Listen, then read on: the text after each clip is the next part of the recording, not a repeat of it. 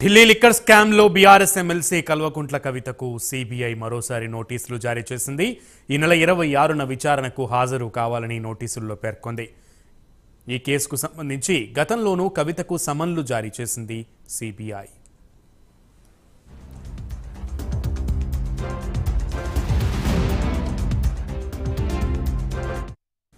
ఇదే అంశానికి సంబంధించి పూర్తి సమాచారం మా ప్రతినిధి కుమార్ అందిస్తారు. కుమార్, చెప్పండి, మొత్తానికి మరొకసారి సిబిఐ కవితకు నోటీసులు ఇచ్చినట్లుగా తెలుస్తోంది. ఈ నెల 26న అంటే ఇంకొక 5 రోజుల్లో విచారణకు హాజరు కావాలంటూ కూడా ఆ నోటీసుల్లో తెలిపినట్లుగా తెలుస్తోంది.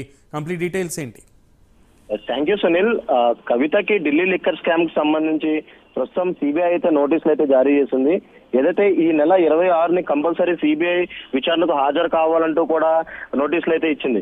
మొత్తానికి ఈడీ విచారణకు హాజరు కాకుండా సుప్రీంకోర్టులో ఒక ఊరటైతే కవిత అయితే పొందింది.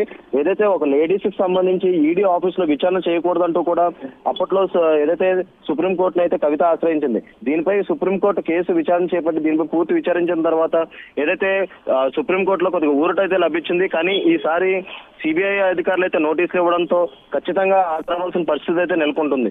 ఏదైతే గతంలో కూడా హైదరాబాద్ లో మనం చూసుకున్నట్టయితే ఇంట్లో సిబిఐ అధికారులు అయితే ప్రశ్నించడం జరిగింది.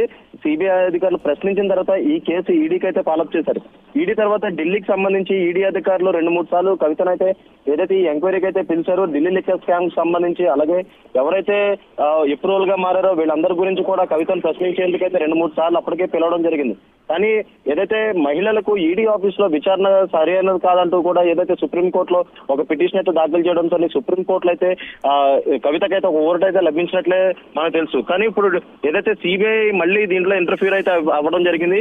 ఈ నెల 26వ తారీఖున కంపల్సరీ ఢిల్లీలో విచారణకు హాజరు కావాలంటూ కూడా ఏదైతే కవితకైతే నోటీసులు అయితే జారీ చేసింది. ఈ క్రమంలోనే కవిత ఇప్పుడు సిబిఐ విచారణకు హాజరవుతారా లేదనేది ఒక ఉత్కంఠ అయితే నెలకొంది.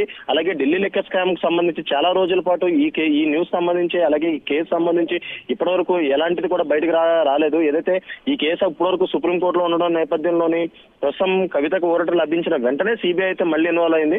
ప్రస్తుతం ఈ నెల 26వ తారీఖున కంపల్సరీ సిబిఐ విచారణకు అయితే కవిత అయితే హాజరవ్వాల్సి ఉంది. Sunil. Right Kumar, thank you.